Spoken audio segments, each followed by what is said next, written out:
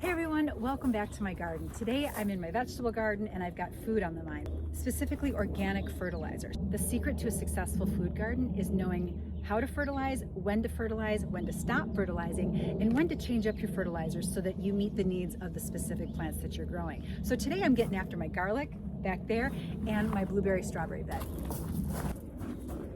Now, the first thing I like to do is come in with some good compost and just refresh the bed, top it off with that,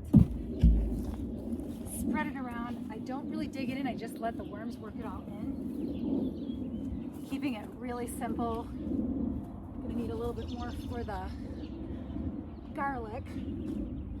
It's so important to replenish your raised beds every year because vegetable crops are super hungry crops, and they will sop up every nutrient that's in there. So it's important to replenish it with some compost and some good organic fertilizer just to get your spring off to a great start. And then I like to come into that first fertilizer application of the spring. I'll do the entire bed in some true organic raised bed fertilizer. The reason why I go with this to kick off the gardening season is because it's got the right ratio, the right NPK ratio, nitrogen, phosphorus, potash. And on fertilizer bags, you'll find that ratio here, 636. Nitrogen, phosphorus, potash. So I want a higher nitrogen count. Nitrogen is always in flux in the garden and it gets used up really fast. So you want to make sure that there's nitrogen available to the plants as they're growing, to ensure that they have, strong, healthy leaves so that they're able to photosynthesize. So you have this very lush, high producing garden. So to get that started, I start with this. And this bed is a 4x8 bed, so about 32 square feet. This bag, a 4-pound bag, covers about 30 square feet. So I'm gonna use the entire bag in this bed, work it around all of my garlic, kind of just scratch it in, and then top off the rest of the garlic with a little bit more compost and water it in. Although I don't think I'm gonna have to water this in because we've got rain coming tonight. And I'll let Mother Nature handle that. I'm gonna have to take away a little bit of the pine straw. It's what I use as a mulch in the winter time for this crop because it's quite thick right now. And in order for the fertilizer to get at it, I need to make sure some of it's out of there so that I've got good contact with the soil.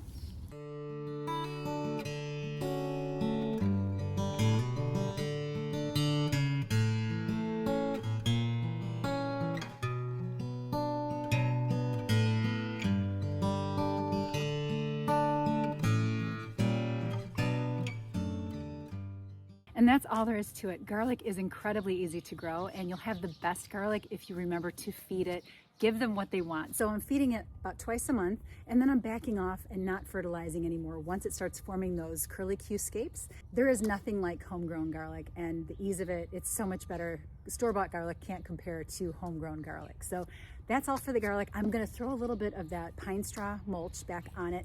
Not as thick as I had it for the winter time. That thick layer, I had about 4 inches on there for the winter. I am gonna put maybe an inch or two on here. I needed that thicker layer just to protect it from the temperature fluctuations that happen around here in the winter time. So I don't need that anymore. Put a thin layer just to suppress weeds, keep the soil cooler, and prevent it from drying out as quickly. So that's all there is to it. Now on to the blueberries. Now for my next trick. My blueberry bed is covered with about 4 to 5 inches of leaves that I put down last October. And they're super crispy now.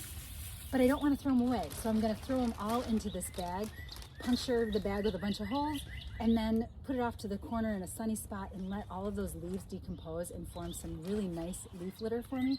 And then I can come in and reuse it as a top dressing on my vegetable garden, as a weed suppressant, moisture control, all of those things. So I like to reuse things as much as possible so I'm not spending more money on things if I already have them available in my garden. So first off, I'm going to clear the blueberry bed of all of these leaves, and then we're going to test the soil real quick.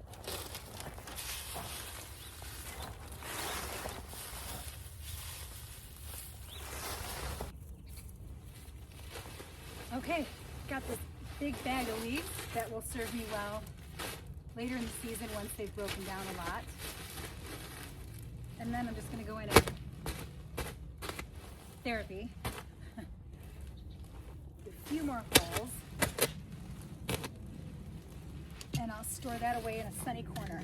The next thing I want to do for this bed is a quick soil test. Now, this is not one of those formal submit a soil sample to a soil laboratory. This is just a soil test kit that I picked up at the store just to kind of get a ballpark for what my pH is, because Healthy blueberries, it's all about your soil pH. My soil in ground and in these beds leans towards alkalinity. So blueberries love anywhere between 4.5 and 5.5. So I'm just gonna use a quick pH tester, pick this up at the store, and just see a ballpark where I'm at. But I'm pretty certain that I'm gonna lean towards alkaline because these blueberry bushes last year were becoming chlorotic. And when they become chlorotic like that, I know that it's time to come in with some more soil acidifier. And acidifying soil is a long game thing. I mean, it's easier to control pH in a raised bed than it is in the ground, but a regular application of soil acidifier helps me keep the blueberry bushes happy.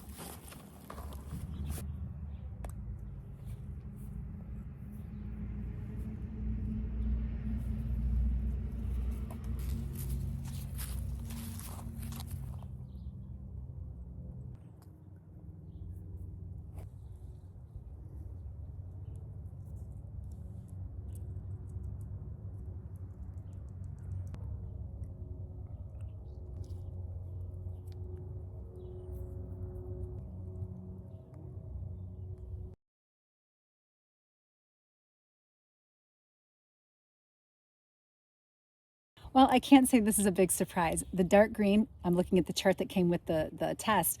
The dark green means I'm somewhere around 8. No surprise. So that's pretty alkaline. I need this bed to be somewhere between 4.5 and 5.5. And I need to get some soil acidifier in here and start working it in. This is a great thing to do if you're just kind of looking for a ballpark of what your pH might be. But it's always a good idea to submit a soil sample to a soil laboratory that can give you a dialed in analysis of exactly what your pH is at in the area that you're going to be planting and where it might be nutrient deficient, what you might have too much of or too little of. So let's get after the acidifying. And one more thing, this test suggested using distilled water. So I have softened water, and softened water is very alkaline. So I got some distilled water and added that to the vial so I could get a more accurate reading of what I'm at. But no surprise that I'm pretty alkaline. Before I get after the soil, I'm giving my blueberry bushes a once over, and I'm cutting away any dead branches. So the 3 Ds, dead, diseased, damaged. So I'm just cutting away anything that looks like it doesn't have much growth on it, no buds, taking all of that away.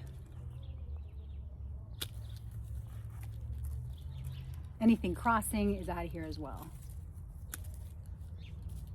And I'm not doing any major cutting because these are young plants. The jelly bean has been in here for about 3 years, and the peach sorbet I just introduced last year, so this is the second season for my garden. And I'm just kind of cleaning it up, not doing anything drastic to them right now. And now for the crucial part, the soil acidifier. So I figured out, based on the calculations, the measurements of my bed, which is about 32 square feet, about 7 cups of soil acidifier. So I'm just gonna come in and sprinkle it around the drip line of each of the plants and then work it into the soil.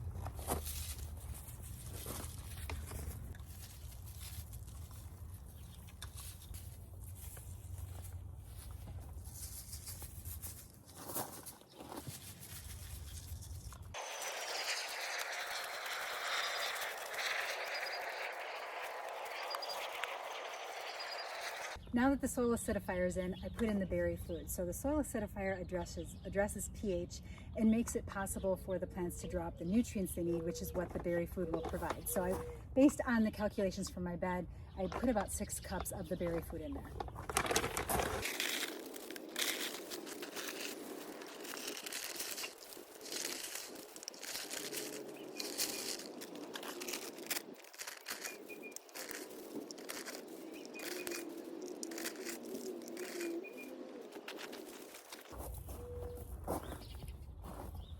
And last but not least, the last of the compost.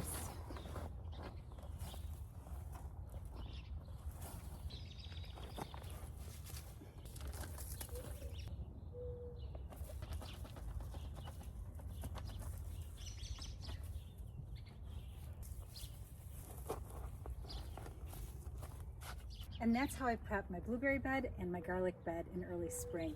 And by getting a jump start on the season and anticipating what your plants are going to need, especially when they have pH issues like the blueberries, it's really important to get in there and give them what they want so you have the healthiest, most high yielding plants you possibly could have. All right guys, thanks for watching. And if you liked the video, a thumbs up, I'd appreciate it. Subscribe, it would be awesome. And hit that little bell so you never miss a video. All right, I'll see you in the next one.